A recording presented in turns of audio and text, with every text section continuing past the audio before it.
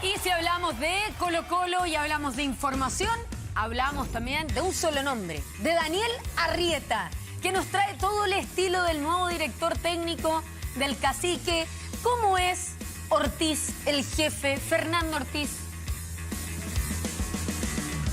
Y trabaja ya por el segundo día consecutivo en las prácticas de Colo-Colo, intentándole sacar rendimiento, una forma, un funcionamiento a este equipo que sabemos no ha tenido un buen 2025 en cuanto a resultados y objetivos deportivos.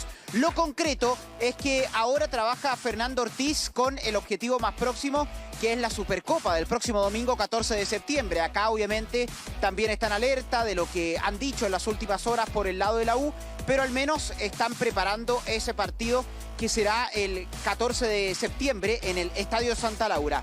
En paralelo ya se va anotando la mano de Fernando Ortiz. Otra vez llegó temprano al centro de entrenamiento, al Estadio Monumental. Otra vez la práctica fue intensa, más de 2 horas duró este trabajo que tuvo Fernando Ortiz junto a su cuerpo técnico durante este miércoles en el Estadio Monumental, y también le están dando mucho énfasis al aspecto físico. Me parece que es lo normal, me parece que es lo lógico. Están aprovechando que tienen prácticamente 2 semanas hasta el próximo partido y por eso le dan hincapié quizás al tema físico. Sabemos que Colo-Colo desde lo físico no ha tenido quizás rendimientos tan altos como sí los tuvo en 2024, entonces quizás ahí están emparejando, están equiparando trabajo. Y después, desde el punto de vista deportivo, también hay algunos trabajos técnicos, tácticos, pero todavía no hay una probable formación o algo que nos marque cómo va a jugar el Tan Ortiz con la camiseta de Colo-Colo. Pero al menos eso es lo que se ve en la mano del nuevo entrenador estos primeros días de trabajo aquí en el Estadio Monumental.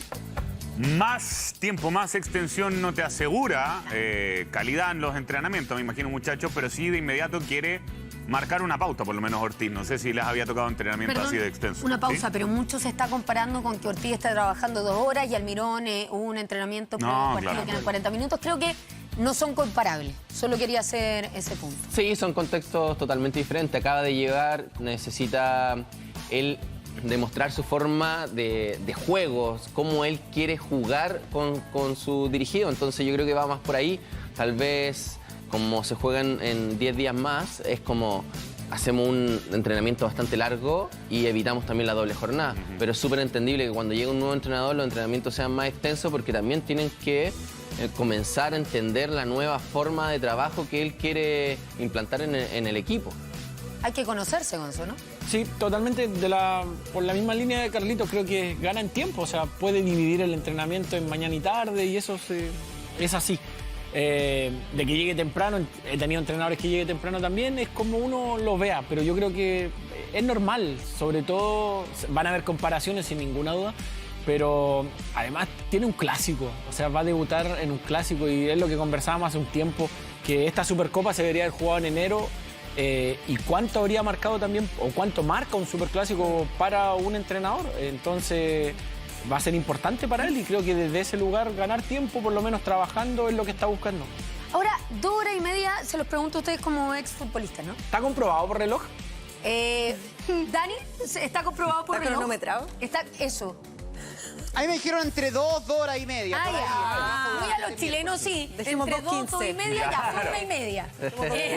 Es como Doy decir, cuarto, Es como cuando cuarto, claro, te invitan a la casa, no lleguen a las 2, a las 3 empiezan a llegar todos. No, Llego voy en saliendo y están saliendo de la Ah, ducha, claro. sí, pero bueno. Detalle. Ahora, estas 2 horas y media para el futbolista, al principio buena onda, te estás conociendo con el entrenador, bien, ya después 2 horas y media de Una entrenamiento. Por eso, ya La una primera lata, ¿no? semana. Es que además no hay fútbol. Ahí voy. No, además tiene, lo que decía Carlito, tiene 10 días, dentro de esas 2 horas y media, o 2 horas, tiene, no sé, media hora gimnasio, luego saltan a la cancha, tienen media hora más de trabajo físico y ya te va quedando 1 hora cancha. También muchas veces está la parte de los videos que te muestran lo que quiere, o incluso muchas veces analizan partes o cosas que pasó el día anterior, cosas que hicimos en el entrenamiento de ayer.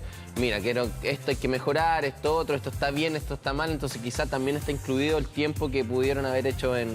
Charlas cortitas, sí, después si dura 1 hora la charla...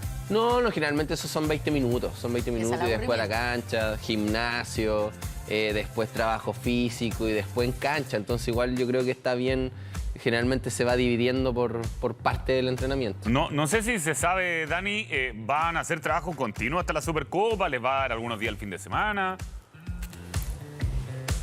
A ver, todavía no detallan cómo hacer la programación, pero me parece que quizás el fin de semana van a tener quizás un día de descanso, porque Colo-Colo no va a jugar este fin de semana, y después ya creo que a partir de la próxima semana debieran comenzar a trabajar a partir del lunes, ya sin parar hasta el domingo 14 de septiembre, cuando se juegue esta Supercopa.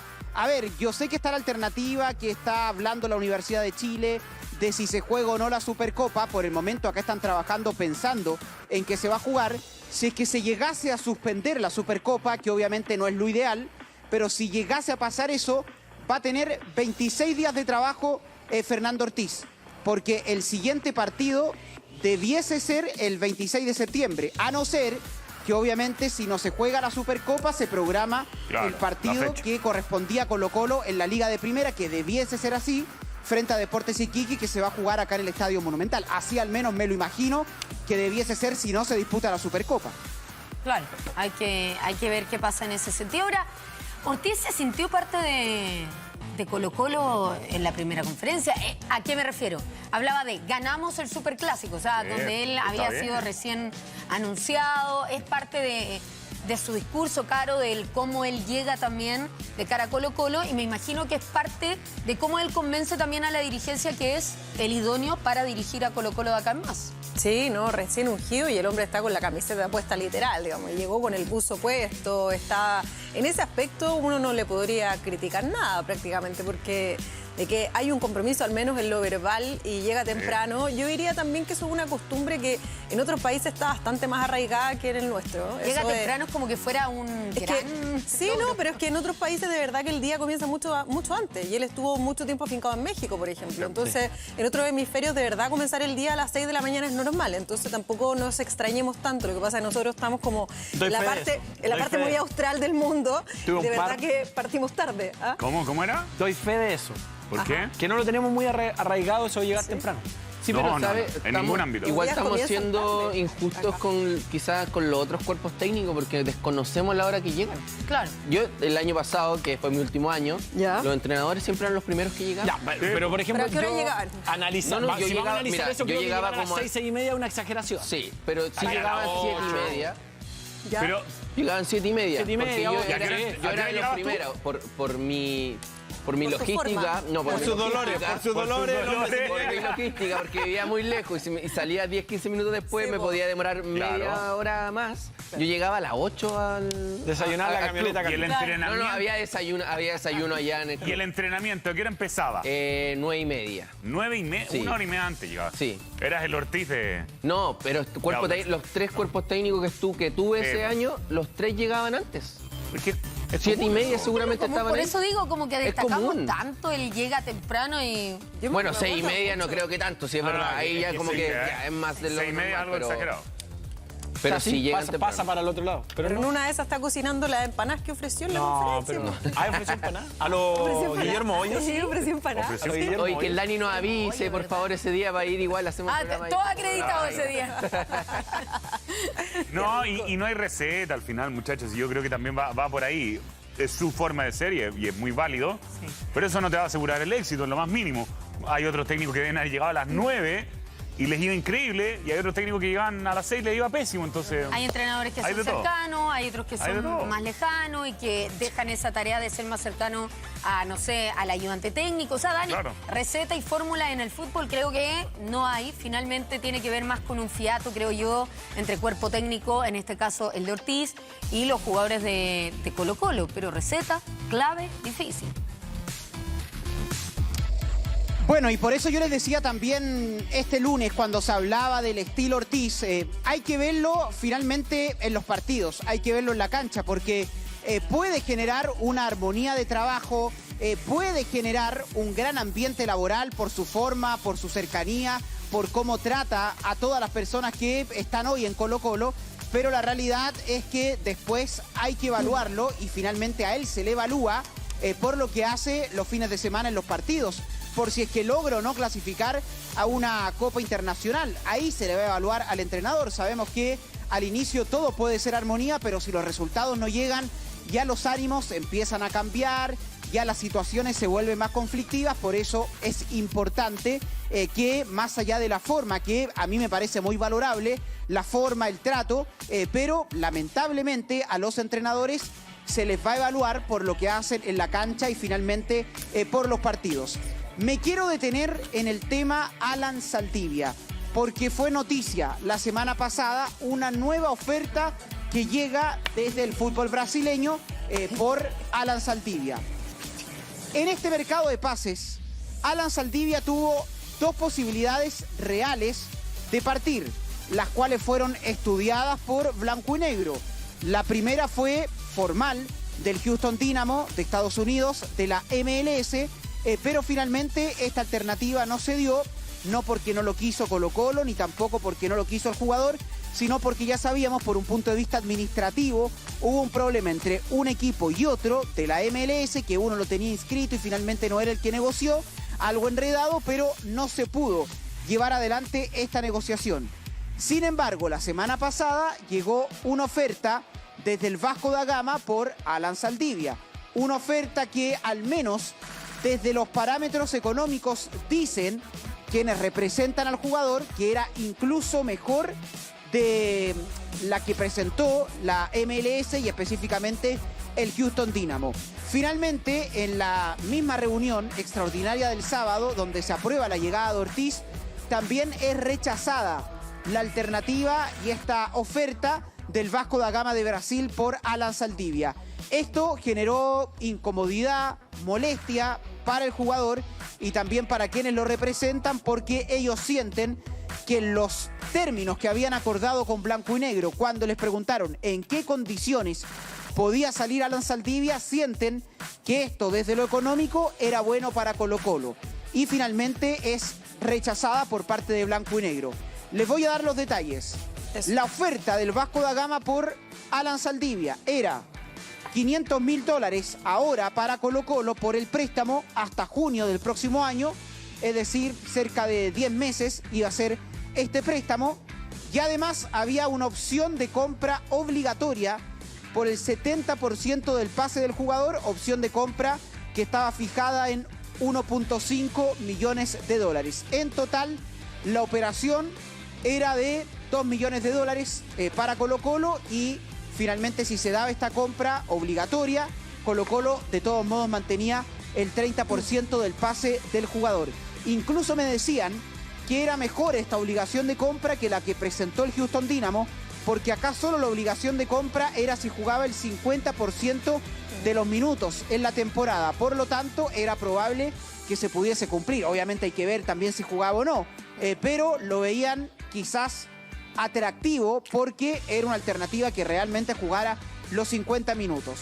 Por eso hay molestia por el lado de Alan Saldivia, porque no se pudo dar esta negociación y el jugador lamentablemente va a tener que seguir en Colo-Colo. Digo lamentablemente porque él queda golpeado. Obviamente le generan una ilusión al jugador cuando llegan estas ofertas y también sabemos que no ha sido la mejor temporada de Alan Saldivia en Colo-Colo. Estos, digamos, $2 millones en total, ¿se hubiesen pagado en cuotas? ¿Eso es lo que termina molestando a Colo-Colo la oferta? O los mismos 500.000 iniciales. Claro, ¿por qué se raro. rechaza finalmente la oferta? Eso es lo que voy. Mira, yo no tengo el detalle porque no han entregado detalles, pero esos son al menos los números que me dan. Creo que los $500.000, creo que deberían ser este año, si es que se daban, porque habitualmente así son los préstamos, si es que es hasta junio del próximo año, quizás hasta junio del próximo año, en 10 meses pagar esos $500.000, pero creo que quizás lo que más hacía ruido son estos $1.5 millones por el 70% del pase. En algún momento Alan Saldivia fue al menos puesto en el mercado por cerca de 4, más de $3 millones. Entonces creo que pensaban que 1.5 es bajo por el 70%. Ahora hay que ver el nivel también que ha tenido Alan Saldivia en esta temporada, Carlos. Yo siento que era una oferta bastante buena, porque como dices tú, la temporada que ha tenido Saldivia este año ha sido no de las mejores. El año pasado sí, Saldivia estaba en el rendimiento que estaba mostrando la temporada pasada, sí, tal vez es muy poco lo que me están ofreciendo, pero tenemos que vivir el día a día, la realidad que de esta temporada, cómo ha sido. Siento que es una muy buena oferta y al final igual te quedas con un 30% para una futura venta. Entonces, yo no le veo lo negativo, no sé por qué lo rechazaron. Y aparte es medio brasileño, ¿no? Que tiene un trampolín directo a Europa, que haciendo una buena campaña, digamos, tienes esa ventana abierta totalmente. Y ojo que Colo-Colo se quedó en esta pasada invernal con prácticamente nada. O sea, tenía en vista vender a Cepeda, no partió Cepeda. Pizarro. De hecho, el propio Colo-Colo también entiendo que rechaza la oferta que llega por Cepeda. Tenía en vista vender a Pizarro, tenía en vista vender a Cepeda. Y resulta que los tres terminan quedándose, digamos, y no tienes otros jugadores a los que echar mano, porque lo de Brian Cortés ya partió, digamos, y partió en una liga relativamente cercana, que tampoco le dejó tanto rédito económico. Entonces, Colo-Colo está bien, está en una especie de camisa de fuerza a nivel económico, necesita dinero, pero también tiene que tener un pie puesto en la realidad. Ahí sería interesante como saber si es que la razón de fondo también va muy basada en materia deportiva, porque requerían a Saldivia, por ejemplo, para clasificar, requerían a Cepeda, porque no lo podían sacar del equipo, no tienen nadie a quien echar mano, o directamente un tema meramente económico. Curioso por lo bajo, pero bueno. Por eso yo preguntaba si eran cuotas. Es que a mí es lo único que me haría sentido, ¿no? Que no haya sido traspasado. Pero bueno, Dani Arrieta con toda la información del Cacique. Gran trabajo, amigo. Un abrazo. Abrazo, nos vemos, que esté bien. Chau, chau. Chao, Dani. Chao, Dani.